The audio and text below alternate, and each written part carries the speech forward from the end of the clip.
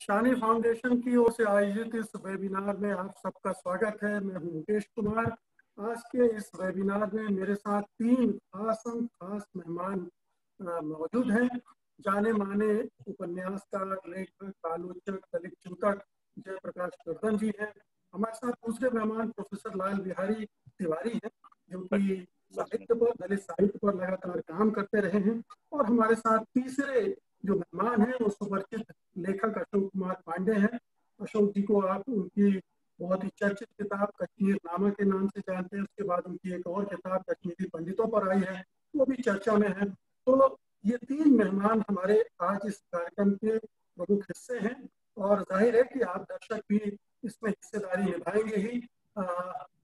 इसमें हम गुंजाइश करते हैं कि कार्यक्रम के अंत के चक्र में आपके अगर सवाल सम्मिलित कर सके तो हम जरूर कोशिश करेंगे। तो जैसा कि आप जानते हैं कि इस कार्यक्रम का विषय है हिंदी साहित्य में दलित। अब हम ये जानते हैं कि ये विषय बहुत ही विस्तृत है, असीमित है, और आपको थोड़ा सा अस्पष्ट सा भी लग सकता है।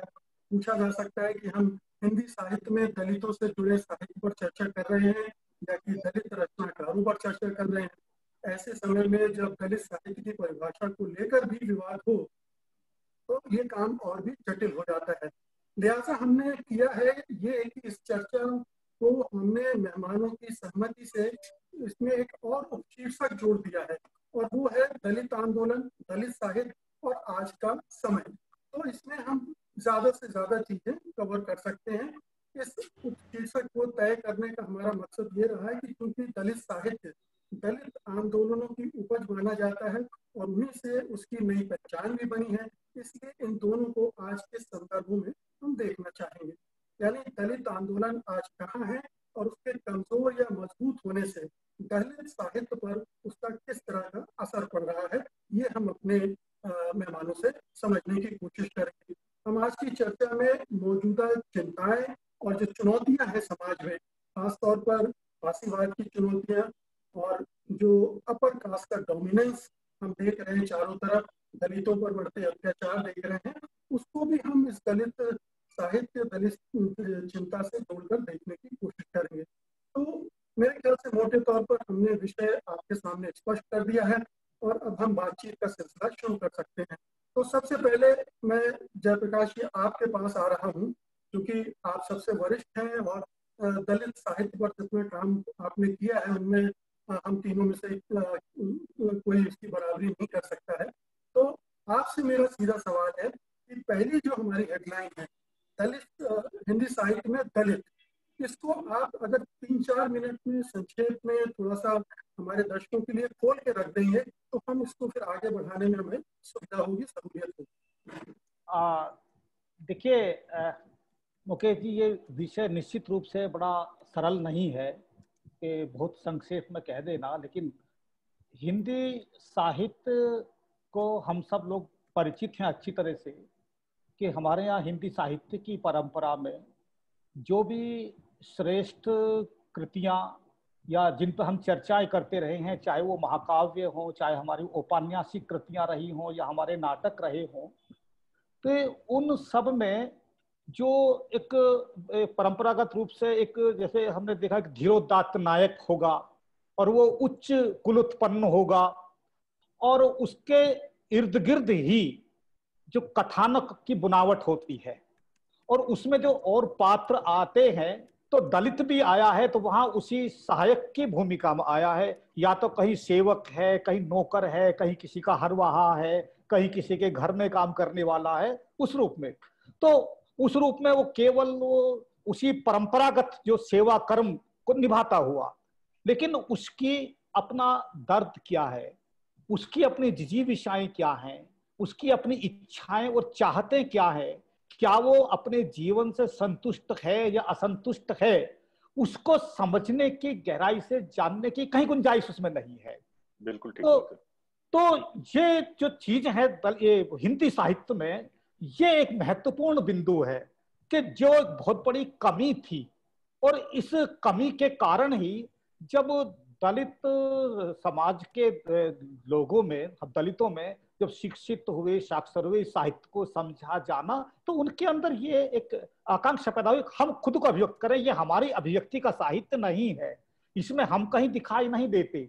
और हमारी कम से कम जो केवल यही नहीं होता कि हमारा दारिद्र्यपूर्ण जीवन है, हम किस दयनीयता में जीते हैं, है ना, तो वही नहीं होता, हम चाहते कैसा जीवन है, क्या हम भी उस तरह का सम्मानजनक जीवन नहीं चाहते, क्या हम उस तरह का संपन्नतापूर्ण जीवन नहीं चाहते।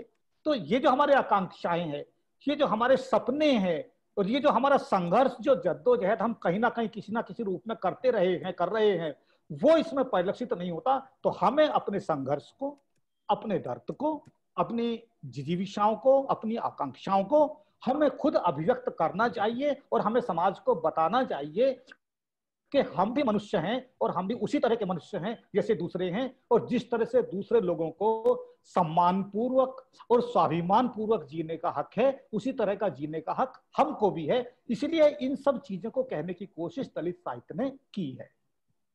जी जयप्रकाश जी, आपने बहुत ही संक्षेप में, सचमुच में संक्षेप में आपने बयान कर दिया कि दलित साहित्य रचे जाने के पहले जो साहित्य रचा जा रहा था उसमें दलित कहाँ थे। दलितों की मुख्य भूमिका नहीं, तो दास थे, सेवक थे, वगैरह वगैरह थे, लेकिन वो कभी नायक नहीं होते थे, कभी वो सामाजिक परिवर्तन की भूमिका अदा करते हुए नजर नहीं आते थे। और ये जो गैर बराबरी वाला समाज बना दिया गया है धार्मिक आधार और वर्ण व्यवस्था के आधार पर, वही चल रहा था। और उसके हिसाब से जो उच्च वर्ग या उच्च वर्णों के अपने अनुभव थे वो वही आ गए थे। ये जो संघर्ष, पीड़ा, दर्द, शोषण, दमन, अत्याचार, वो उस पर रिफ्लेक्ट नहीं हो रहे थे। और जैसे ही ये दलित आंदोलन शुरू हुआ और एक नई चेतना, नई जागृति दलितों में आई, उसके बाद फिर पूरा परिदृश्य बदलना शुरू होता है। और यहीं से हम कह सकते हैं कि दलित साहित्य एक तरह से आकार लेने लगता है।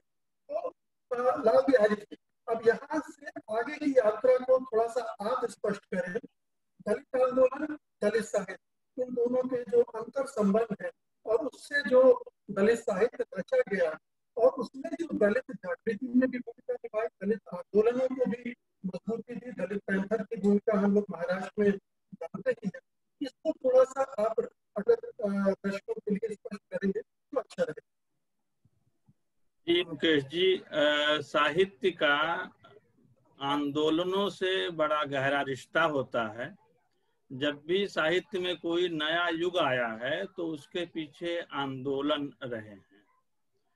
सबसे पुराना 7वीं 8वीं शताब्दी में जो सिद्धों का आंदोलन था, जिसमें दलित जातियों की संख्या अच्छी खासी थी, सिद्धों में से जो 84 सिद्ध छांटे गए थे उसमें दलित जातियों के लोग थे, उन जातियों के नाम से थे। उसने एक नया जो है वो युग शुरू किया। राहुल सांकृत्यायन कहते हैं कि उससे हिंदी भाषा साहित्य के रूप में प्रतिष्ठित हुई, कि हिंदी साहित्य आया। तो वो एक चीज थी, वो आंदोलन। फिर भक्ति आंदोलन आता है। भक्ति आंदोलन में पहली बार, जिसको आज की तारीख में हम दलित कहते हैं, क्योंकि सहजयानी सिद्ध जो हैं वो तो पाठ्यपुस्तक का हिस्सा हैं, लेकिन कबीर हों या रैदास हों या सदना हों, ये सब हमारी जुबान पर हैं। तो पहली बार भक्ति आंदोलन ने दलित साहित्यकारों को, लेकिन ये जो अभिधान है, नाम है, ये तो नया है। और नया कैसे है वो हम बात करेंगे। तो पहली बार जाति के सवाल को प्रमुखता से रखा।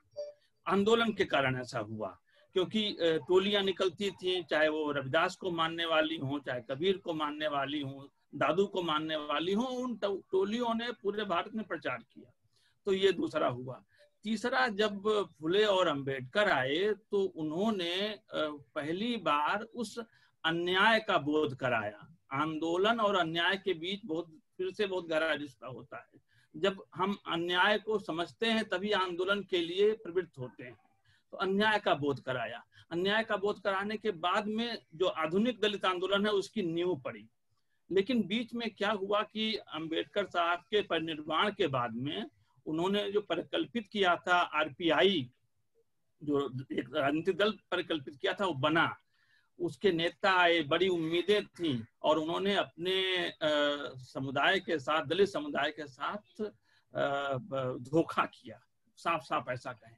तो जो नए युवा थे 1970 के आसपास, वो बहुत क्षुब्ध हुए और उन्होंने एक बनाया अपना संगठन जिसको दलित पैंथर कहते हैं, जिसका मैनिफेस्टो 1973 में आया। और उस मैनिफेस्टो को देखिए तो उस अन्याय को पहचानने की, उस अन्याय को चिन्हने की एक कोशिश की गई है। अन्याय का दायरा जितना बड़ा होगा, आंदोलन का टिकाऊपन उतना सुनिश्चित होगा। तो उस अन्याय में चाहे वो अमेरिका के ब्लैक हों, चाहे भारत के दलित हों, सबको, और सिर्फ दलित नहीं कहा, जो भी अत्याचार सह रहा है वो हमारा भाई है। ये दलित पैंथर का मैनिफेस्टो है। उससे क्या हुआ कि ये आंदोलन अखिल भारतीय हुआ।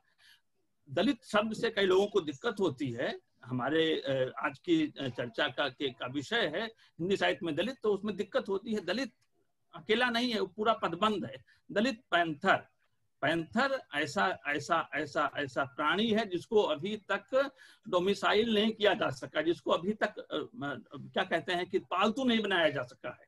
तो ऐसा दलित जो अब आपका गुलाम नहीं रहेगा, वो दलित पैंथर है। दोनों मिला करके उसका अर्थ होता है। और उससे दलित पैंथर जो है, जो 25 साल के तक के युवा थे, जो एक्टिविस्ट भी थे और पोएट भी थे, दोनों चीजें साथ साथ, उन्होंने इस आंदोलन की नींव रखी। और इस आंदोलन के मूल में सभी तरह के अन्याय शामिल किए गए। ये बड़ी बात थी जी। तो तिवारी जी ने बताया कि दलित रचनाकार पहले भी हुए, भक्ति काल के जो कवि रहे, दलित कवि रहे, और उनमें जात पात का विरोध भी किया। लेकिन जो 19वीं और 20वीं सदी के शुरू हुआ, उसमें ये जो ढांचा बना दिया गया है समाज का, उसको करने की भावना थी जबरदस्त। और ये विद्रोही क्षेत्र जो है दलित पहचान की बात कहूंगा, दलित आंदोलन, दलित चेतना, दलित के विद्रोही जो भावना, वो जो रिफ्लेक्ट हो रही है दलित साहित्य में। आंदोलन धीरे पड़ रहे हैं, या आप कह सकते हैं कई जगह महाराष्ट्र और उत्तर भारत में भी इसको देख सकते हैं। नया माहौल है आंदोलन कमजोर पड़ने की वजह से, क्या उसका असर भी रहता है? देखिए, साहित्य हुआ, संस्कृति हुई, और इस तरह की जितनी चीजें हैं, ये सब इंफ्रास्ट्रक्चर का हिस्सा होती हैं। और वर्चस्वशाली वर्ग जिसका कब्जा सत्ता पर होता है, वही इन सारी चीजों को अपने तरीके से मोल्ड करता है। वही तय करता है कि क्या मुख्य धारा होगी, क्या मुख्य धारा से बाहर होगा, क्या पढ़ाया जाएगा, किसका प्रसार किया जाएगा, किसको प्रतिष्ठा दी जाएगी। आधुनिक काल में वो पुरस्कारों और समितियों और वगैरह से तय होता है, प्राचीन काल में वो राजाओं के संरक्षण से तय होता था। तो जयप्रकाश कर्दम जी ने जहां से बात शुरू की थी, बेहद महत्वपूर्ण बात थी, हालांकि उन्होंने बहुत संक्षेप में किया। मैं चाह रहा था उन्हें और सुनना चाहता था। मैं अभी सेकंड राउंड में मैं चाहूंगा थोड़ा विस्तार से बात करें उस पर।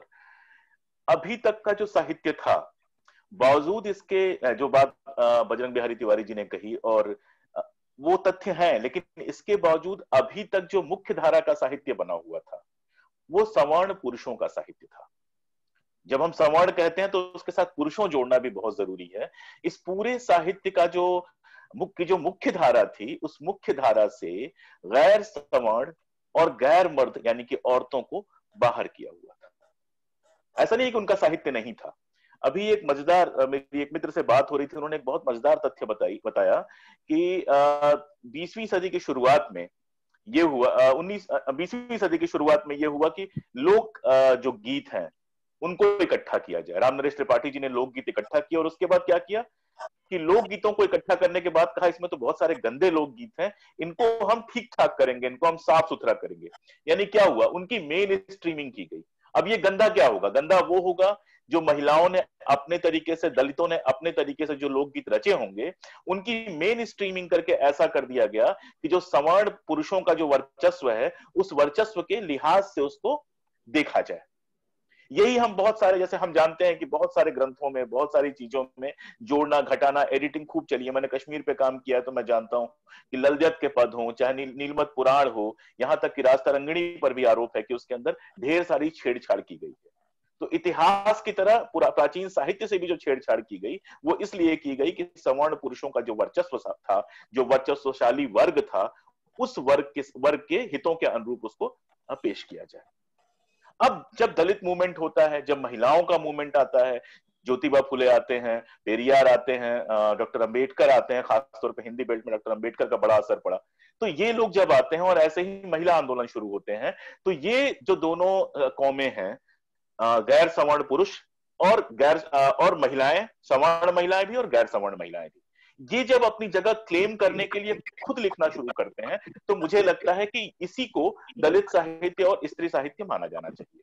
मैं इस विवाद में बिल्कुल नहीं पढ़ूंगा कि दलित जो गैर दलित दलितों के पक्ष में लिख रहे हैं उसको दलित साहित्य माना जाए कि नहीं माना जाए, क्योंकि देखिए प्रोग्रेसिव मूवमेंट शुरू होने के साथ ही आप देखते हैं कि दलितों को लेके, स्त्रियों को लेके सहानुभूति पूर्वक बहुत कुछ लिखा गया है। लेकिन मेरे लिहाज से दलित और स्त्री साहित्य का अर्थ यह है कि दलित दृष्टि से, यानी फुले, अंबेडकर, पेरियार वाली जो दृष्टि विकसित हुई है, उस दृष्टि से समाज को देखना, उन घटनाओं को, उन परिघटनाओं को देखना जो अभी तक दूसरी दृष्टि देखी जा रही थी, भले उसमें सहानुभूति, और यही स्त्रियों के लिए भी सच है। तो जाहिर तौर से जैसा आपने कहा कि आंदोलन के साथ इसका नाभिनालबद्ध संबंध रहा। लेकिन देखिए, साहित्य आंदोलन के साथ कितना भी जुड़ा हो, आंदोलन के कमजोर होने पे साहित्य भी कमजोर हो जाए, इस तरह का कोई बहुत सगा रिश्ता नहीं होता है।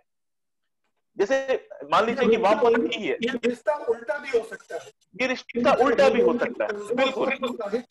आप जैसे मैं एग्जांपल दूं कि महाराष्ट्र में जो दलित मूवमेंट है, वो मूवमेंट बेहद कमजोर हो चुका है, इसको मान लेना चाहिए। उसके कई बड़े नेता बीजेपी में चले गए हैं, कई बड़े लोग शांत हो गए हैं। लेकिन क्या यही आप दलित साहित्य के बारे में कह सकते हैं? दलित साहित्य वहां पर लगातार, चूंकि मेरा वहां आना जाना रहा है, मैं नागपुर कई बार गया हूं, मुझे बुलाया गया है, और भी तो मैं देख रहा हूं कि दलित साहित्य वहां पे लिखा जा रहा है। दरअसल मुझे ऐसा लगता है कि आज जो स्थिति है उसमें दलित साहित्य आगे है और दलित राजनीति पीछे हो गई है, चाहे वो उत्तर प्रदेश हो चाहे महाराष्ट्र हो। जी जयप्रकाश जी, ये दलित साहित्य कमजोर हुआ है नहीं हुआ, ये इसलिए भी हम इस सवाल को नहीं उठा सकते, क्योंकि हम देख रहे हैं कि महाराष्ट्र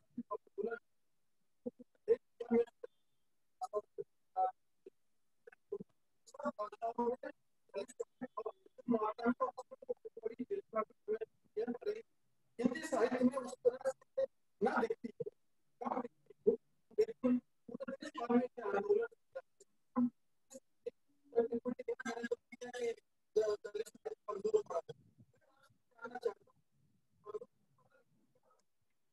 आपकी आवाज बिल्कुल नहीं आ रही है। आवाज बिल्कुल नहीं आ रही। परिवर्तन दिख रहे हैं आपको? नहीं मुकेश जी, आपकी आवाज बिल्कुल नहीं आई, मैं समझ नहीं पाया आपने क्या बोला। अच्छा, मैं अब अपना प्रश्न दोहरा रहा हूँ। हाँ, अगर ये कहें कि दोनों के कमजोर होने के बाद उनका दलित साहित्य पर असर नहीं पड़ा, ये तो बल्कि पूरे देश भर में फैल चुका है, लेकिन दलित साहित्य पर असर क्या पड़ा? नहीं मुकेश जी, आपका ऑडियो क्लियर नहीं है, आपकी आवाज। दरअसल जयप्रकाश जी, मुझे जितना सवाल समझ में आया वो ये आया कि आंदोलनों का दलित साहित्य पर जो असर है, आंदोलनों का जो दलित साहित्य पे असर है वो हमने देखा, आंदोलन कमजोर हुए। दलित साहित्य का आंदोलनों पर कितना असर है? नहीं देखिए, जो बात अभी आप कह रहे थे और वो मुकेश जी भी कह रहे थे, शुरुआती दौर में होता है कई बातें, जैसे बजरंग जी ने भी कहा था कि आंदोलनों से साहित्य निकलता है, प्रभावित होता है, और फिर साहित्य का अपना एक आंदोलन होता है, और वो जहां आंदोलन से वो उद्भूत हुआ होता है, वो वहां से उसका एक अलग स्थान बन जाता है, उसकी अलग एक सत्ता बन जाती है, उसका अलग एक अस्तित्व बनता है। तो आज दलित साहित्य का भी एक अपना अस्तित्व है। हम राजनीति पे यदि देखेंगे तो राजनीति का लक्ष्य तो सत्ता प्राप्ति है, लेकिन उसका उद्देश्य, और साहित्य का उद्देश्य वो समाज का निर्माण है या राष्ट्र का निर्माण है।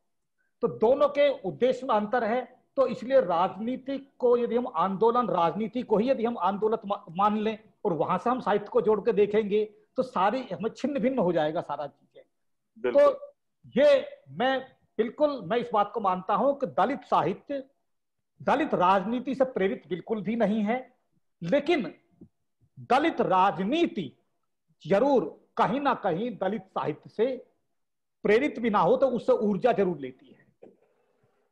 और जहां जहां राजनीति का साहित्य में कहीं किसी भी रूप में यदि प्रवेश हुआ है तो वहां वहां उसने उसको एक तरह से कहिए प्रदूषित किया है। क्योंकि हमने उत्तर प्रदेश में बहुजन समाज पार्टी की राजनीति को देखा, उसने भाजपा के साथ गठबंधन किया, बहुजन समाज से सर्वजन समाज पर आए और वहां पे जो सैद्धांतिक की, जो वैचारिक की, जो कांशीराम जी ने विकसित की, जिसके आधार पर बहुजन राजनीति और ये सारा चला दलित राजनीति, उसके आधार पर, तो वहां पे हाथी नहीं गणेश है, हाथी का एक अलग प्रतीक रहा, जिसका आपने आरपीआई का जिक्र किया, रिपब्लिकन पार्टी ऑफ इंडिया का, उसका हाथी ही उसका चुनाव चिन्ह था और वो नीला रंग, नीला झंडा वही आरपीआई का हुआ करता था शुरू में। लेकिन वही उसी नीला रंग और वही हाथी का निशान वही कांशीराम जी ने ले लिया बहुजन समाज पार्टी के लिए, तो हाथी का एक बड़ा प्रतीक रहा। और वहां फिर आया कि हाथी नहीं गणेश है, ब्रह्मा विष्णु महेश है, इस तरह के नारे आने लगे।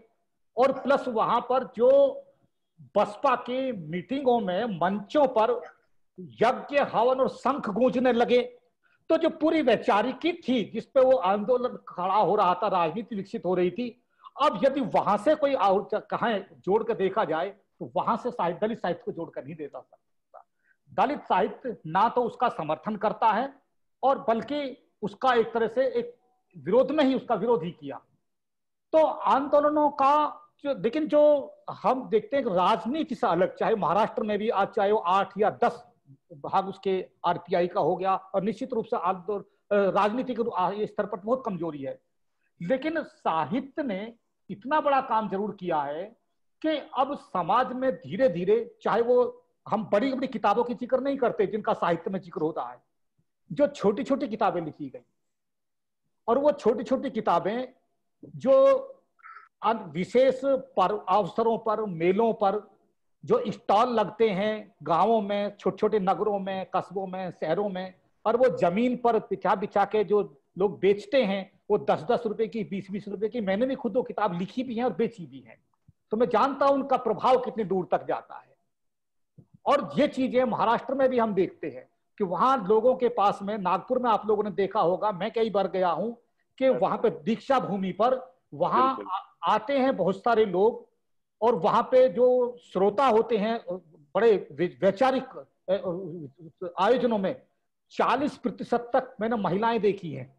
और उनमें वहां पे दीक्षा भूमि पर देखा कि जो महिलाएं आती हैं बहुत सी, जो बिल्कुल पैरों में जूती नहीं है, कपड़े ठीक से नहीं है, फटे पुराने, बिल्कुल लग रहा है कि अनपढ़ है, इसकी जेब में पैसा भी नहीं होगा, कुछ नहीं होगा, और मैंने वहां पर उनको बुक स्टॉल पर वैचारिक किताबें उठाते हुए देखा और खरीदते हुए देखा। तो ये जो चीजें हैं ये उस आंदोलन की देन है, और यही हमारे यहाँ उत्तर भारत में भी हो रहा है। गांव देहात और दूर तक भी जो छोटे छोटे उस साहित्य ने, चाहे वो पेरियार के साहित्य ने, चाहे वो लालच सिंह यादव की जो छोटी छोटी किताबें आई उन्होंने, चंद्रिका प्रसाद जिज्ञासु की लिखी किताबों ने, या अनंत आनंद कोसाइन ने जो लिखी बाबा साहेब अम्बेडकर के बारे में वो किताबें, या बाबा साहेब अम्बेडकर की अपनी लिखी हुई किताबें, या ज्योतिबा फुले की गुलामगिरी और किताबें, तो ये जो जितना भी कंप्यूटर में सेव है ना, वो ये जितना भी ये उन माध्यमों से गया, तो आप मुझे मेल कीजिए उसको अटैचमेंट में लगाकर, तो ये साहित्य के ये बड़े मंचों के माध्यम से नहीं गया, तो बस उसको सेंड कर दिए, आपके ड्राइव से ले लेगा आंदोलन। तो इसका एक अपना आंदोलन की एक भूमि रही, वहां से ये गया, जिस तरह से ये साहित्य गांव गांव शहर से अलग दूर दराज तक गया। एक वेबिनार में बात करता हूँ न्यूज़.प्रशांत, वहां से उसने लोगों को एक शिक्षित भी किया, जागरूक भी किया और प्रेरित भी किया, और उसने आंदोलन को एक शक्ति दी, और उस आंदोलन की शक्ति ने दलित राजनीति को भी शक्ति दी, और वही चीज रहा। और यदि वो शक्ति नहीं होती तो मुझे नहीं लगता कि जो दलित राजनीति है, चाहे बहुजन समाज पार्टी की कोई भी है, तो वो इतनी सशक्त बन पाती। ये बड़ी बड़ी ताकत है। तो साहित्य ने एक बहुत बड़ी भूमिका उसने निभाई है, न केवल दलित समाज को जागरूक करने में, बल्कि पूरे समाज को संवेदनशील बनाने में और उन प्रश्नों को समाज के साथ रखने में और समाज को उन प्रश्नों पर सोचने के लिए विवश करने का काम ये इस दलित साहित्य ने किया है। जयप्रकाश जी, इसी से जुड़ा एक सवाल मैं और करना चाहता हूँ। मेरा सवाल ये है कि जो नई परिस्थितियां बनी हैं उसमें दलित साहित्य में किस तरह के परिवर्तन आपको दिख रहे हैं? जो दलित साहित्य 80-90 के दशक में रचा जा रहा था या इस सदी की शुरुआत में रचा जा रहा था, वो अब क्या जो राजनीतिक परिस्थितियां बदली हैं, सामाजिक परिस्थितियां बदली हैं देश में, उसके क्या असरात उसमें दिख रहे हैं? जी, आपका प्रश्न बहुत सही है कि जो 80 और 90 के दशक में था, वो दलित साहित्य के आंदोलन की एक तरह से कहिए एक वर्तमान दौर में उसकी स्थापना का दौर था। और उस समय उसकी जो वैचारिकी वो विकसित हो रही थी।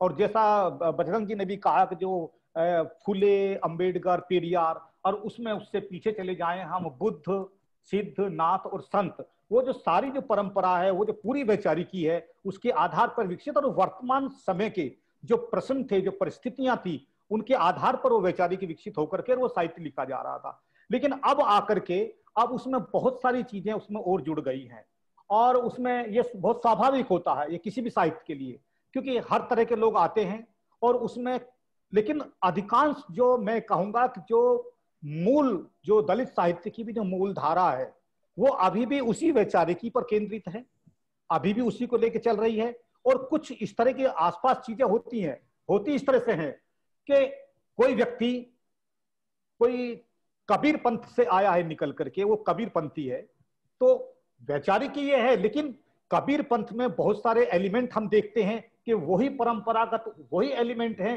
कि जिनका विरोध ये दलित वैचारिकी करती है। कहीं कहीं वही एलिमेंट, जो पंथ की बात कर रहा हूं मैं, दलित कबीर की बात नहीं कर रहा, रैदास की बात नहीं कर रहा, उनकी वैचारिक अपनी जगह बिल्कुल सही है, लेकिन वो पंथ बन जाते हैं तो पंथ की अपनी एक वैचारिकी बन जाती है। उसी तरह से अब चाहे कोई आजीवक को लेकर आ जाए, चाहे कोई रविदास पंथ को लेकर आ जाए, चाहे कबीर पंथ को लेकर आ जाए, या कहीं कोई और आ जाए, चाहे कोई अपना आदि धर्म को लेकर आ जाए, तो बहुत सारी चीजें हैं। तो वो सब लोग अपने अपने तरीके से आकर के वो साहित्य में हस्तक्षेप करते हैं और अपने गुंजाइश से अभिव्यक्ति की स्वतंत्रता सबको होती है, लेकिन उनको उस तरह की स्वीकृति बहुत व्यापक स्तर पर कहीं नहीं मिली है। लेकिन जो वैचारिकी जो कुल मिला के जो सारा कुछ पूरे देश भर में, ना केवल हिंदी पट्टी में बल्कि सभी भारतीय भाषाओं में जो साहित्य है, उसका जो मूल स्वर है, उसकी जो मूल चेतना है, वही फुले, वो बुद्ध, फुले, अंबेडकर की ये जो वैचारिकी, इसी में ही हम शामिल कर रहे हैं पेरियार को भी, उसी में ही हम सिद्ध, नाथ और संतों को भी, और उसी में मैं और भी बहुत सारी चीजें कर रहा हूं। जैसे कि मैंने कहा ललई सिंह यादव, उन्होंने, वो भी उत्तर भारत के पेरियार थे, उन्होंने उत्तर भारत में, क्योंकि मैं ललई सिंह यादव से मिला भी हूं, उनके संपर्क में रहने का मुझे मौका मिला, उनकी किताबें मैंने बचपन में पढ़ी, तो वो बिल्कुल पूरी इतना जुट करके उन्होंने कि वो जो मनुस्मृति का ऊपर जो किताब थी, सच्ची रामायण जो किताब लिखी हुई थी, उसका अनुवाद करके छपवाना और अपना उसके बहुत छोटे छोटे पंपलेट करके उन्होंने समाज को जागरूक करने में, वो जेब में वो थैला ले लेके पंपलेट ले लेके आते थे, जाते थे, मुकदमे लड़ना और ये सब चीजें, फिर बाद में बौद्ध धर्म की दीक्षा लेना, फिर अपने साथ में नाम के साथ में यादव शब्द हटा देना, तो ये बहुत बड़ी चीजें हैं। और इसमें तो ये जो वैचारिकी है ये दलित साहित्य की, इसमें और हर उसमें होता है, चाहे हम प्रगतिशील आंदोलन में देख लें, वहां भी कई तरह की धाराएं हमको दिखाई दे जाती हैं, इसी तरह से दूसरे वहां भी देखते हैं। तो ये चीजें कोई अस्वाभाविक नहीं है, ये स्वाभाविक चीजें हैं, लेकिन इससे जो मूल धारा है, जो मूल वैचारिकी है, वो प्रभावित नहीं होती है और समाज उसी मूल विचार से ही प्रेरित हो रहा है और वही विचार की स्वीकृति मुझे लगता है हर जगह हो रही है। जी लाल बिहारी जी, मैं ये जयप्रकाश जी की बात से मुकेश जी एक मिनट, बजरंग बिहारी जी, नाम थोड़ा गड़बड़ हो रहा है। हाँ माफ कीजिएगा, तिवारी जी बोला था मैंने। बजरंग बिहारी, नाम बजरंग बिहारी है। अच्छा मुझे लगा ठीक है, माफ कीजिएगा। तो बजरंग बिहारी जी, मैं ये कह रहा हूँ कि मूल जो वैचारिकी है वो तो अपनी जगह पर है, लेकिन जब समय बदलता है, देश काल बदलता है, तो उसके परिस्थितियों के अपने दबाव, अपनी मांगे और अपनी चिंताएं भी होती हैं। तो कहीं ना कहीं वो साहित्य से जुड़ी होती हैं और साहित्य पर उनका रिफ्लेक्शन आपको देखने को मिलता है। क्या आप इस तरह क्या कुछ चीजें नोटिस की हैं दलित साहित्य में हाल के वर्षों में? हाँ, सवाल बहुत बढ़िया है। मैं थोड़ा पहले जाऊं, जो आंदोलन जिसको मैंने कहा कि आंदोलन के साथ रिश्ता होता है, तो आंदोलन का एक पार्ट राजनीति है, सत्ता की राजनीति वो एक पार्ट है। राजनीति तो अपने आप में बड़ा टर्म है। तो जो दलित पैंथर का उभार है वो दलित राजनीति के बिखरने पर हुआ है। यानी कि साहित्य जिसको प्रेमचंद कहते थे कि वो राजनीति के आगे चलने वाली मशाल है, उस अर्थ में समझना चाहिए। उत्तर भारत में बसपा की जो राजनीति है वो तो अभी निराशा पैदा करती है, या जो आरपीआई के ही एक कहें कि धड़े से मंत्री हैं मोदी सरकार में, और संविधान पर जिस तरह का हमला है वो हम देख ही रहे हैं। तो वो तो राजनीति तो हमें निराश कर रही है। लेकिन अगर आप साहित्य की बात करेंगे, दलित साहित्य की बात करेंगे, तो वो आप पाएंगे कि इस समय बहुत शार्प हुई है। शार्प कैसे हुई है वो हम बात करते हैं, लेकिन शुरुआत जिसको हमने पैंथर के बाद में हम जानते हैं कि 1980 और 90 के बीच में हिंदी बेल्ट में तो ये धारा शुरू हो गई थी। इसके बीज हमको मिल जाते हैं स्वामी अछूतानंद में, साहित्य के बीज। कैसे? 3 चीजों से दलित साहित्य गैर दलित साहित्य से अलग होता है। 3 चीजों से, जो अपने जगह पर वैचारिकी वो तो नींव में है ही, फुले और अंबेडकर की। मैं कह रहा हूं कि बाकी नाम अगर शामिल करेंगे तो वो उसमें दिक्कत आएगी, पेरियार वाले में दिक्कत आएगी, दूसरे में दिक्कत आएगी, वो मैं उसमें अभी उस विस्तार में नहीं जाऊंगा। अस्मिता और अस्तित्व के सवालों को जब आप जोड़ देते हैं, अस्तित्व का सवाल का मतलब यह है कि आप जमीन का भी आंदोलन चलाते हैं, आप संसाधनों पर सबकी मतलब क्या कहें कि एक्सेस का, सबकी पहुंच का चलाते हैं आंदोलन, वो अलग चीज होता है। वो मामला अस्तित्व का होता है। अस्मिता की राजनीति, हनुमान का बाप कौन है, इसी पर सारी बहस हो रही। ये अस्मिता, इससे कुछ जीवन में असर नहीं पड़ेगा। सच्ची रामायण ये है, सच्ची रामायण वो है, इससे जीवन में, इसीलिए वो 3 चीजें होती हैं। मैं मूल बात पर आता हूं। एक तो अनुभव है जो दलित साहित्य को गैर दलित साहित्य से अलग करता है। प्रेमचंद, नागार्जुन, निराला ने लिखा होगा, दलित जीवन पर लिखा होगा, लेकिन अनुभव से नहीं लिखा है। पहला अनुभव है। दूसरा, उस अनुभव से उपजा हुआ आक्रोश है।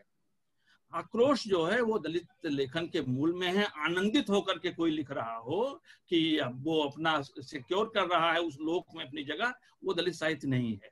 पहला अनुभव है, दूसरा आक्रोश है, और तीसरा अधिकार बोध। जो गैर दलित साहित्य उसमें ग्लानि बोध तो है, हमने ऐसा किया, हमने कुएं पर से पानी नहीं भरने दिया, या हमने दूध नहीं दिया, सब्जी नहीं दी, हमने जमीन पर चलने से, सड़क पर चलने से रोक।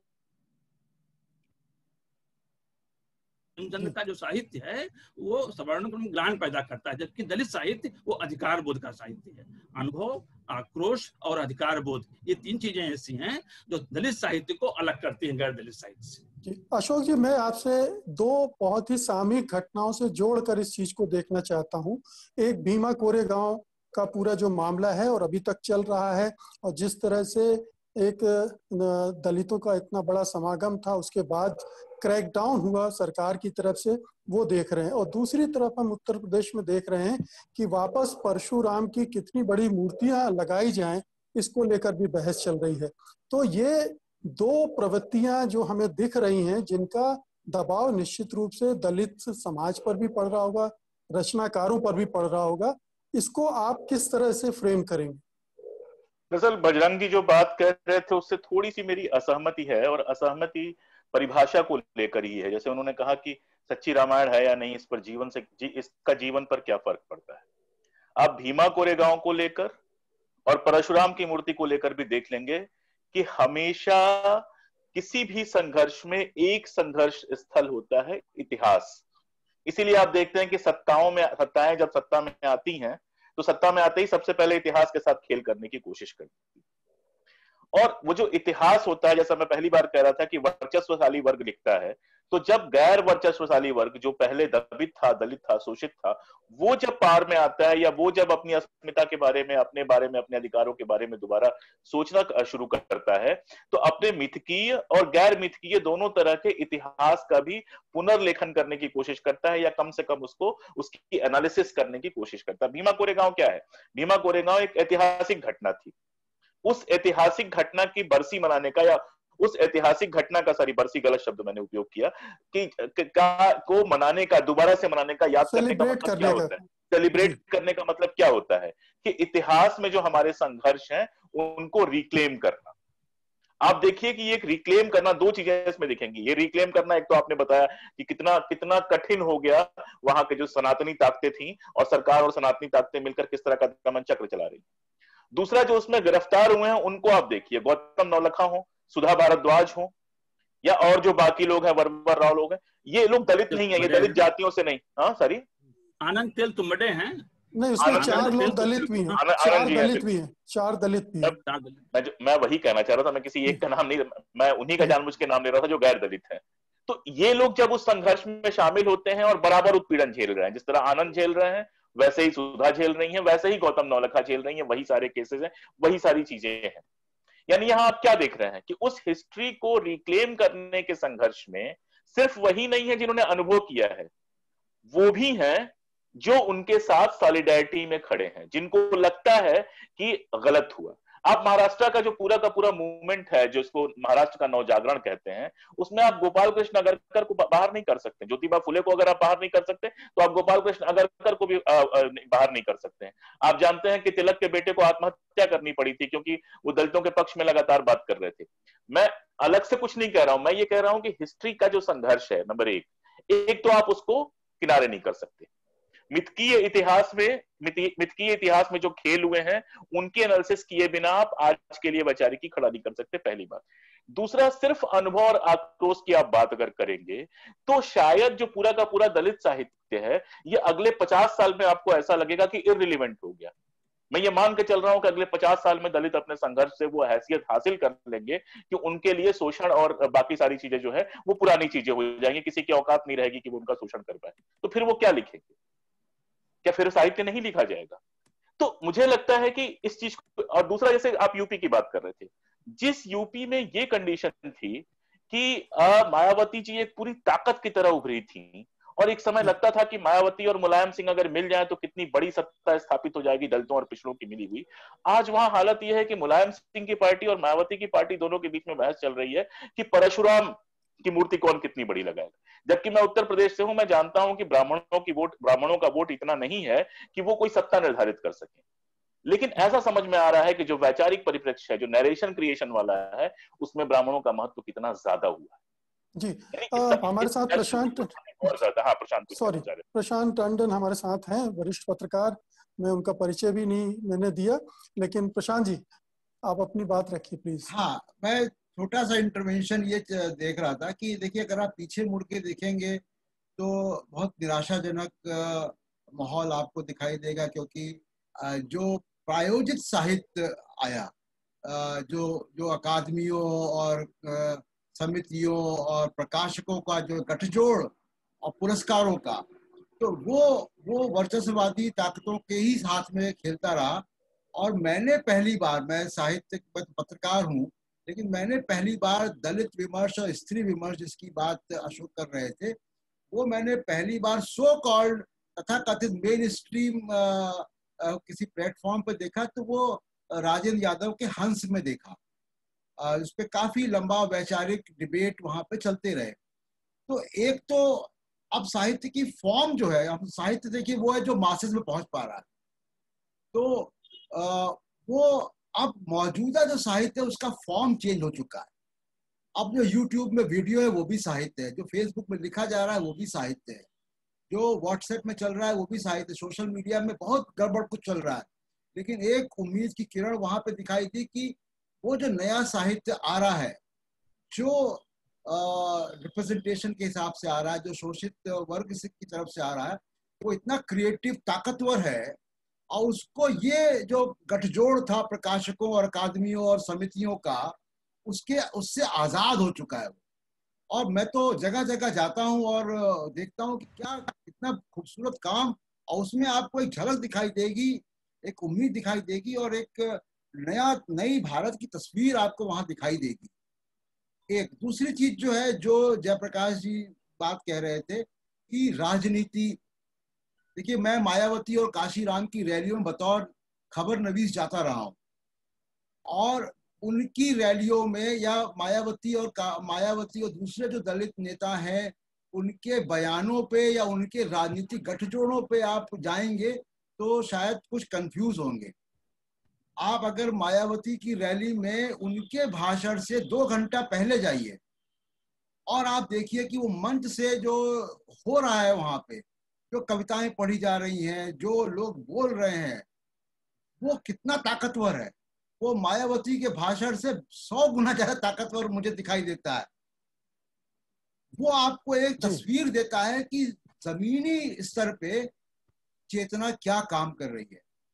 आज की तारीख में अगर आप डेटा भी उठा लें, एक बात बस, डेटा भी उठा लें तो आज की तारीख में भारत की तमाम भाषाओं में छपे हुए साहित्य और किसी प्रकार की किताबों को लेकर आप देख लें तो डॉक्टर अंबेडकर बेस्ट सेलर हैं, सबसे ज्यादा बिकने वाले ऑथर हैं। तो ये चेतना एक संकेत जरूर दे रही है। ये छोटी सी बात। आप ही प्रशांत, आप अपनी ही 2 बातों को कॉन्ट्राडिक्ट कर रहे हैं। एक तरफ आप कह रहे हैं कि डॉक्टर अंबेडकर सबसे ज्यादा बिकने वाले हैं, जिससे कोई असहमति नहीं है, हम सब जानते हैं कि उनकी एक एक किताब के कितने कितने वर्जन है और खूब लोग खरीदते हैं और आशा करता हूं पढ़ते भी होंगे। दूसरी तरफ आप जिस तरह से व्हाट्सएप, फेसबुक, इन सारी चीजों को आप साहित्य कह रहे हैं, उसमें बस एक मैं चीज जोड़ना चाहूंगा कि उनकी एज नहीं है, उनकी उम्र नहीं है। फेसबुक पे आई हुई पोस्ट 4 दिन के बाद कहीं दिखाई नहीं देती, इसलिए वो साहित्य नहीं है, वो हस्तक्षेप है। वो आपका अखबार का एक विकल्प हो सकता है, वो आपके टीवी न्यूज की बाइट का एक विकल्प हो सकता है, वो साहित्य का विकल्प नहीं है।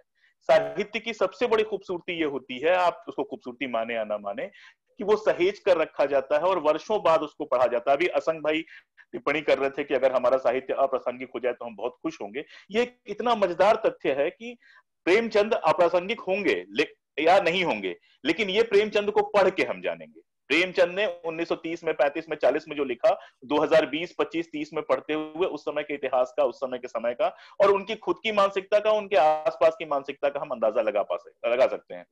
लेकिन ये जो आप बात कर रहे हैं फेसबुक वगैरह का, इनका असर ठीक है, लेकिन साहित्य को इनसे अलग करके देखना पड़ेगा। अगर आप इसका घालमेल कर देंगे तो फिर साहित्य को समझना बहुत मुश्किल हो जाएगा। हाँ, हम रचनात्मक साहित्य की बात कर रहे हैं, इसलिए उसको थोड़ा सा अलग खाने में रख के सोचना पड़ेगा।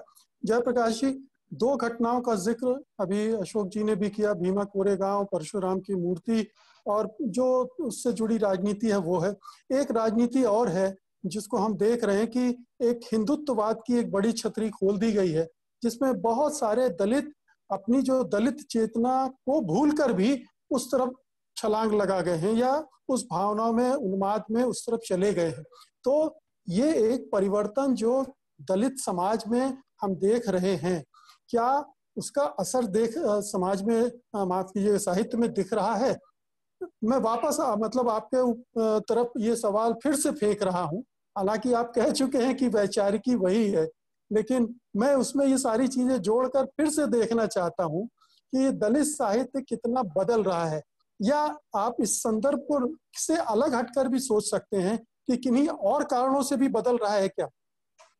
देखिए, मैं इसमें डॉक्टर साहब अगर आप अलाउ करें तो मैं एक सवाल जोड़ना चाहूंगा बस, कि एक जो फिनोमिना देख रहे हैं हम कि दलित, पिछड़े, आदिवासी एक बड़ी संख्या में हिंदुत्ववादी राजनीति की तरफ गए हैं, या हम कहें कि उनका ब्राह्मणाइजेशन हुआ है, इससे दलित साहित्य कैसे उबर रहा है, कैसे इस चुनौती का सामना कर रहा है, ये भी अगर जोड़ देंगे तो मेरे ख्याल थोड़ा सा वो होगा। ठीक है, मैं इस बारे में अपनी बात कहूं। पहले मैं जो बजरंग बिहारी ने बात कही कि अस्मिता वाली, और वो अस्मिता को, तो देखिए आज के समय में ये एक सच्चाई है कि आज मिथक इतिहास पर हावी है, और हम इतिहास पर उतनी बात नहीं करते जितनी मिथकों पर बात करते हैं।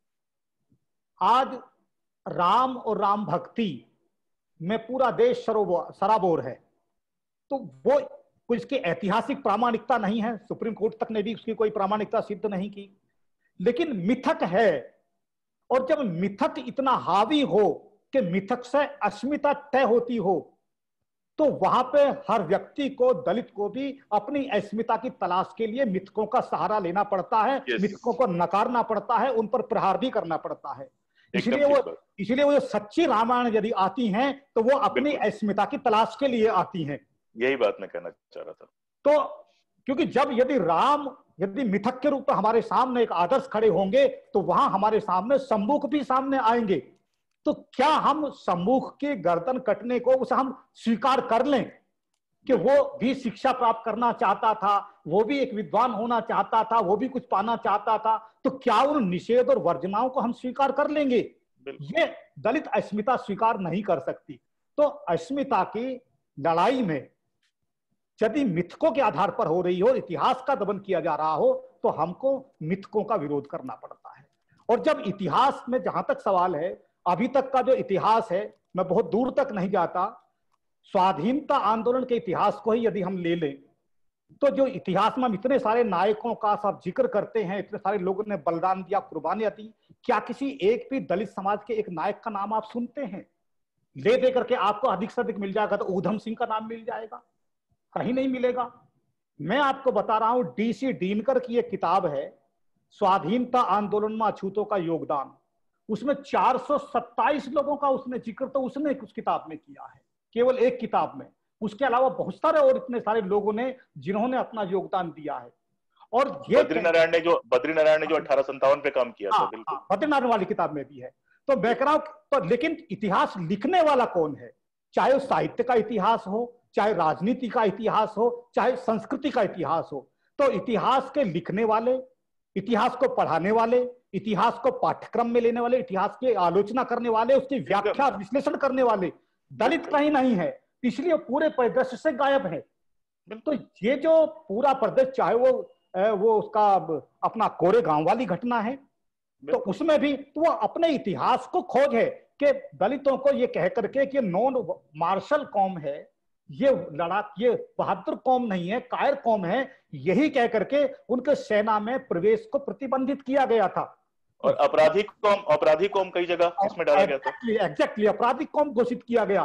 तो ये अपने उस अस्तित्व की लड़ाई है कि हम अपराधिक नहीं हैं, हम किसी से कम नहीं, हम एक बहादुर कौम भी हैं, और हमने इस देश के लिए, हमने इस राष्ट्र के लिए अपना खून बहाया है, हम लड़ सकते हैं। सेकेंड वर्ल्ड वॉर में बहुत बड़ी संख्या में दलित और पूरा महार रेजिमेंट ने लड़ाई लड़ी है, बहुत सारे दलित रहे थे। तो ये जो भीमा कोरेगांव है वो उसी का अस्तित्व का एक है कि हम भी कायर नहीं है, हम बहादुर हैं, और हम कोई इस तरह के हम आपराधिक कौम नहीं है। तो ये अपने इतिहास को खोजने की चीजें होती है, बहुत सारी चीजें इतिहास को खोजने की है। तो आज दलित समाज भी, दलित लेखक और बुद्धिजीवी भी वो अपने इतिहास की कड़ियों को खोज रहे हैं, और जो इतिहास लिखा गया है, इतिहास के नाम पे जो हमें पढ़ाया सुना जा रहा है, हम उस इतिहास को ज्यों का त्यों हम स्वीकार करने के लिए तैयार नहीं है। वो हमारा इतिहास में, इतिहास होता है नायकों का, नायकों के, तो इतिहास में हम नायक कहीं है ही नहीं। तो हमको आप दाएं बाएं करके आप कोई भी चीज हम पे थोप देंगे और कहेंगे ये इतिहास है, तो उसे हम मान लेंगे। आप मिथकों को इतिहास कहकर हम पे थोप देंगे, उसे हम मान लेंगे नहीं। इतिहास भी वर्चस्व स्थापित करने का एक टूल है, एक जरिया है, और वो जो भी वर्चस्वशाली रहा है वो ये करता रहा है। तो अगर आपको उसको वर्चस्ववाद से लड़ना है तो इसको भी तोड़ना पड़ेगा, इसका भी खंडन करना पड़ेगा। मुकेश जी आप देखिए, जो सवर्ण वो है, सवर्ण समाज जो है, वो भी तो अपनी सारी जो महानता है, महिमा है, वो इतिहास से ही ढूंढ के लाता है ना। तो फिर इतिहास तो संघर्ष स्थल होगा ही, और उसके पहले मिथक भी संघर्ष स्थल होंगे। वही मैं कह रहा हूं कि इतिहास के माध्यम से, इतिहास के आधार पर चीजें स्थापित हो रही है, साहित्य में भी और समाज में भी। तो हम तो दलित अपना इतिहास खोजने की, अपना इतिहास लिखने की, अपना इतिहास रचने की हम कोशिश कर रहे हैं। तो उस परंपरागत इतिहास के साथ में तो टकराव होंगे, एकदम, ये स्वाभाविक है। और मैं एक बात कहूं, बजरंग बिहारी जी कुछ कहना चाहते हैं, प्लीज। हाँ, देखिए, जो बात मैंने कही थी कि 3 चीजें हैं जो दलित साहित्य को दलित साहित्य बनाती हैं। हिंदी में जो अलग युग शुरू हुआ है वो इसलिए शुरू हुआ है, पहली चीज अनुभव है, दूसरा आक्रोश बोध है। इसको आप न भूलें, क्योंकि अधिकार बोध है जो अस्तित्व के सवालों को सामने लाता है। अस्मिता और अस्तित्व दोनों को मिला करके चलना पड़ेगा। सिर्फ अस्मिता की लड़ाई नहीं है, वो जरूरी लड़ाई है, ऐसा नहीं कि वो कम महत्व की है, लेकिन अस्मिता के साथ अस्तित्व के सवाल, यानी जिसको अधिकार बोध कहा है मैंने, वो असल में सामाजिक न्याय का सवाल है कि जो जीवन जीने के संसाधन हैं वहां तक हमारी पहुंच होगी कि नहीं होगी। हमको जमीन, हमको नौकरी, हमको शिक्षा, हमको चिकित्सा, इसे ये सुविधाएं, बुनियादी सुविधाएं मिलेंगी कि नहीं मिलेंगी, ये जो सवाल है ना, जो हमला अभी इस समय है दलित जीवन पर, दलित समुदाय पर, वो हमला उसके अस्तित्व पर हमला है। अस्मिता की लड़ाई जो लड़ रहे हैं वो महत्वपूर्ण काम कर रहे हैं, लेकिन हमें जब संविधान बचाने की बात आती है तो वो असल में सामाजिक न्याय को बचाने की बात है। और सामाजिक न्याय का मतलब यह है कि जमीन मिले, नौकरियां जो खत्म हो रही हैं, चीजें बेची जा रही हैं, एक तरफ से सारे PSU बेचे जा रहे हैं, ये क्या है? ये अंततः उस सामाजिक न्याय को ध्वस्त कर देगा, उस संविधान को बना देगा बेमानी। तो जिससे मुझे लगता है कि बड़ी निराशा होती है तमाम तरह के राजनीतिक दलों से कि वो इस बिक्री पर, इस निजीकरण पर, जो सामाजिक न्याय को डिस्ट्रॉय करने वाला है, उस पर मौन साधे रहते हैं और बाकी चीजों पर बोलते हैं। वो बोलना ये आप गलत कह रहे हैं। मैं आपको बोलना पड़ेगा। मैं बिल्कुल सामाजिक नहीं। जी जयप्रकाश जी, मैं बजरंग की बात से सहमत नहीं हूं कि इन मुद्दों पे हम नहीं बोलते हैं, चुप रहते हैं। इन मुद्दों पर भी हम उतने ही मुखर हैं। देखिए ये जो आपको नहीं, आप राजनीतिक पार्टी नहीं है, मैं राजनीतिक पार्टी की बात कर रहा हूँ, पॉलिटिकल पार्टी की बात कर रहा हूँ। सुनिए, जो दलित साहित्यकार हैं वो तो मुखर हैं ही इस पर, वो तो दोनों के सवालों को लेकर चल रहे हैं। मैं अभी दूसरे मुद्दे पर आ रहा हूँ जिस पर मुकेश जी ने वो मुद्दा उठाया था और आपने भी उठाया था कि जो आपने कहा था कि जो एक स्त्री की आपने बात की कि वो भी हाशिए पर रही और दलित भी हाशिए पर रहा, और जहां वो जो चीजें थी, इसीलिए क्योंकि हमारी उस वर्ण व्यवस्था ने और हमारी जो पृष्ठभूमि रही है धार्मिक सांस्कृतिक, उसने स्त्री को भी वो सूत्रों की श्रेणी में रखा। और जिस तरह के प्रतिबंध और वर्चनाएं और निषेध जो दलितों पर या अछूतों पर थे, वही स्त्री पर भी लागू रखे। उसको भी शिक्षा के अधिकार से वंचित रखा, बहुत सारे अधिकार से वंचित रखा। तो अब जो माहौल, अब नए परिदृश्य में अब स्त्री भी अपनी अस्मिता को तलाश रही है, दलित भी अपनी अस्मिता को तलाश रहे हैं। वो सब अपने आप को पहचानने को, खुद को स्थापित करने को, अपनी स्वतंत्रता, अपना स्वाभिमान और इस सब के लिए। और इस सब में हो ये रहा है कि ये जो जाति सत्ता और पुरुष सत्ता, मैं दोनों को एक मिला के देखता हूं। पितृसत्ता कह लिया जाए उसको, वो एक ही हो जाती है। वो एक ही हो जाती है कि जो वर्चस्ववाद है, जो वर्ग जाति के आधार पर समाज में वर्चस्व स्थापित करना चाहता है, वो ही उसके लैंगिक स्त्रियों का भी दमन करता है, स्त्रियों का भी दमन करता है, घर के भीतर वो ऐसे करना चाहता है। और इसका सबसे बड़ा जो केंद्र होता है, सोर्स होता है, वो ईश्वर होता है। इसीलिए वो पुरुष को भी परमेश्वर कहकर के स्त्री पर थोपता है। और ये जो सारा घटनाक्रम जिसका मुकेश जी जो सवाल को उठा रहे हैं, जिक्र कर रहे हैं आज, और जिसके आधार पर हमारा संविधान बना, तो संविधान ने प्रत्येक नागरिक को समानता का अधिकार दिया। राष्ट्र या राज्य ये संविधान से संचालित होता है, क्योंकि ये न्याय शासित राज्य है संविधान की दृष्टि से। लेकिन समाज संविधान से संचालित नहीं होता, ये धर्म से संचालित होता है।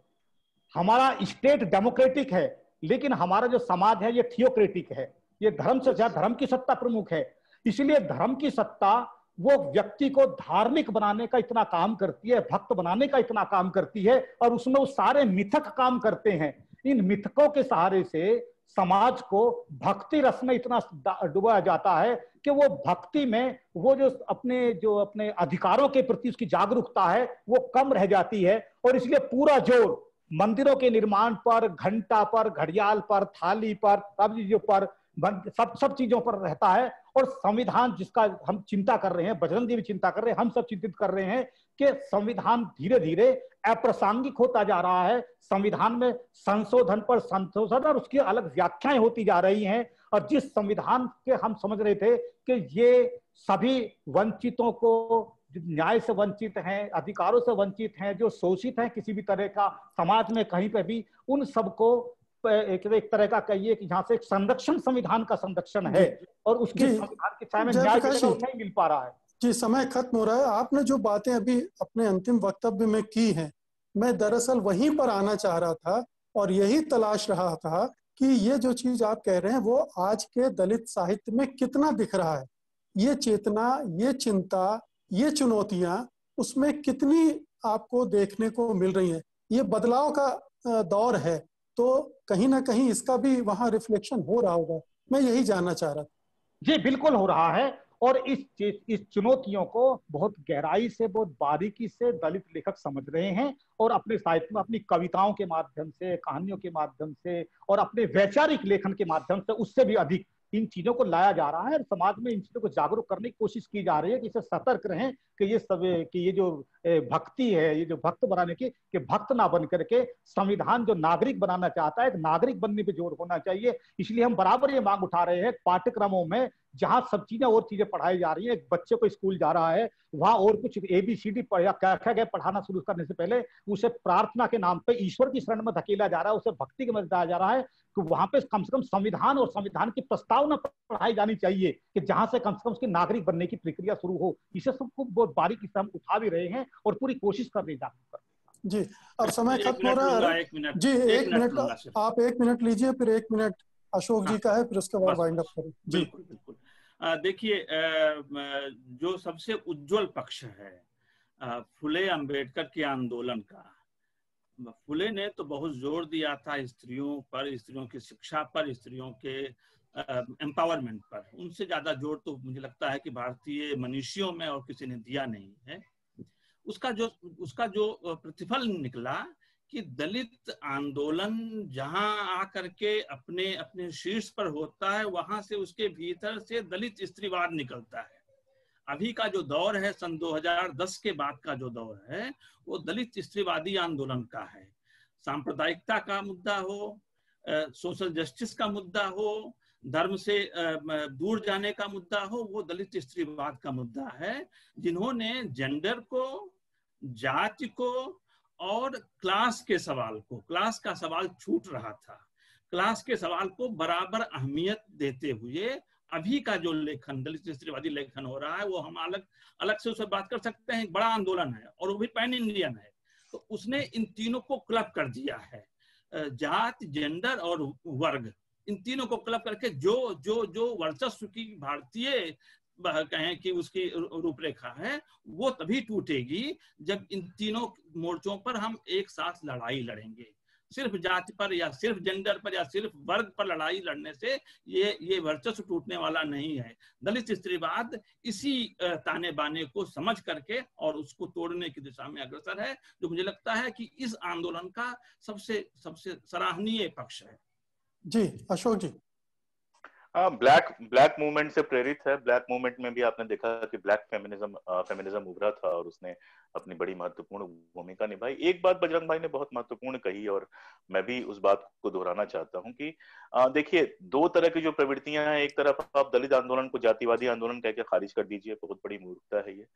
दूसरी तरफ दलित आंदोलन की तरफ से जो एक ये अतिरेक आता है कि पूरा का पूरा वामपंथी आंदोलन कोई ब्राह्मण आंदोलन है और उसको आप खारिज कर दीजिए, ये एक अलग तरह का अतिरेक है। लाल नीला वाला को जो नारे लगे थे, मैं उन नारों की बात तो भी फिलहाल नहीं करूंगा, लेकिन मेरा अपना मानना है कि जो मुक्ति का महाआख्यान है, जो मुक्ति की पूरी लड़ाई है, वर्चस्व की से जो मुक्ति की शोषितों की लड़ाई है, उसमें इन सबको कहीं ना कहीं साथ आने की एक जरूरत महसूस होगी, भले अभी नहीं हो रही है।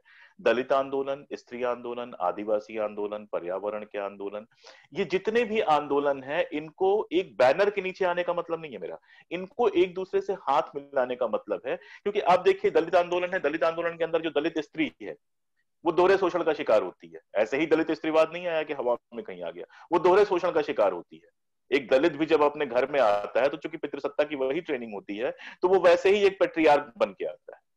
तो जो एक आदमी की आइडेंटिटी सिंगुलर आइडेंटिटी नहीं होती है, मल्टीपल आइडेंटिटी होती है।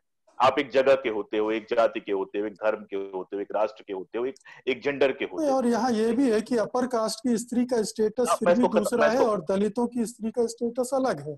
मैं कह रहा हूं ना कि उसका दोहरा शोषण होता है, पहला तो दलित होने के कारण और दूसरा स्त्री होने के कारण, वही स्टेटस वाली बात मैं कर रहा था। तो जरूरत इस बात की दलित साहित्य ने एक बड़ी भूमिका ये तो निभाई है कि एक ऐसी चेतना उत्पन्न की है जब आप लिखते हुए मेरे ख्याल से हर कोई सावधान रहता है कि कोई बदतमीजी ना हो जाए, और उससे बहुत कुछ सीख रहा है।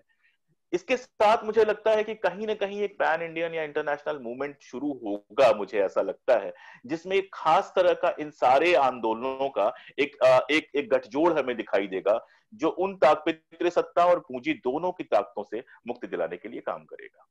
जी, ये मेरी मतलब सदिच्छा भी हो सकती है। तो कुल मिलाकर हम इस पूरे चर्चा को इस तरह से समराइज कर सकते हैं कि एक तो ये कि आंदोलनों में उतार चढ़ाव के दौर आते रहते हैं, लेकिन उससे साहित्य उस तरह से प्रभावित नहीं होता और दलित साहित्य उस तरह से प्रभावित नहीं हुआ है।